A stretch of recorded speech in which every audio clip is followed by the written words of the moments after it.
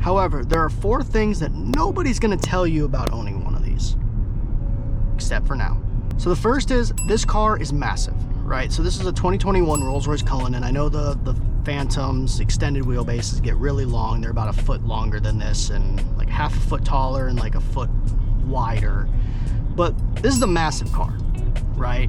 And with this car, it sometimes has issues fitting into parking spaces. Now, I am not the person that's gonna take 2 spots. I'm not that person. I don't care how big the car is, it doesn't matter. So I'll try to find a spot that works for it, kind of out of the way. But you have to really pay attention to, especially when you go into parking garages and things like that, where the spots might be perfect on the width, but they're not on the length. So the front end of the car sticks out by like 3.5 or 4 feet, right? And that can cause a hazard, right? You don't want to be coming around the corner and not expect a car to be sticking out 4 feet past where it was supposed to, right? It's a huge animal. It is a huge vehicle, and you need to make sure that you are very specific when you're parking, right? Try to get away from everybody if you can, find the biggest parking spot, you know, kind of get out of the way a little bit. But it's a big vehicle. Make sure you measure your garage, make sure you measure everything before you buy one, because you will need the space. You'd expect, just like with a Lamborghini or a Ferrari, you're gonna get attention, right? And not all attention is good attention. We've owned a Lamborghini before. We had a 15 Lamborghini Huracan. That gets a lot of attention. It's a lot of head turning. It's a lot of rubbernecking. It's got its good moments and its bad moments, right?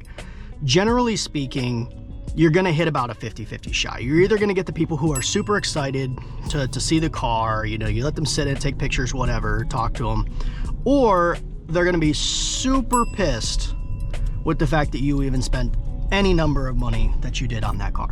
And those are the people that, higher chance than none, are gonna ding your car.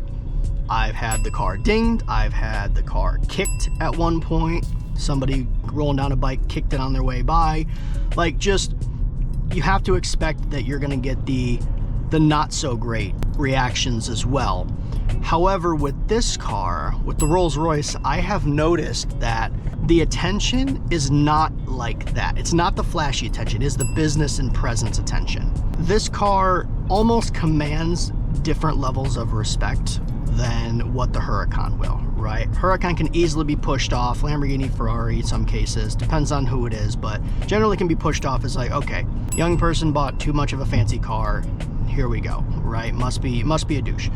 However, with this vehicle, I've noticed that the interactions have been almost 100%. I'd say like maybe one had an odd reaction, but 99% of the time, it has been very professional and opened up a lot of doors business-wise that the Huracan never had a chance on, right? The type of people you interact with, especially at car meets and things like that, for this type of vehicle is very, very different than it is when you go and get a Huracan, right? When you go to car meets, everybody's got a Huracan. Everybody's got a Porsche, but not very many people roll up in one of these. And it has a different presence to it, and it has a different reaction and interaction that you have with people, and can open up a lot more doors in a different way than the Huracan did. Just from my matter perspective, I would say probably 50% of the Huracan's interactions were kind of hit or miss, right? So about 50%, while Rolls Royce was at least 99% on the good interactions.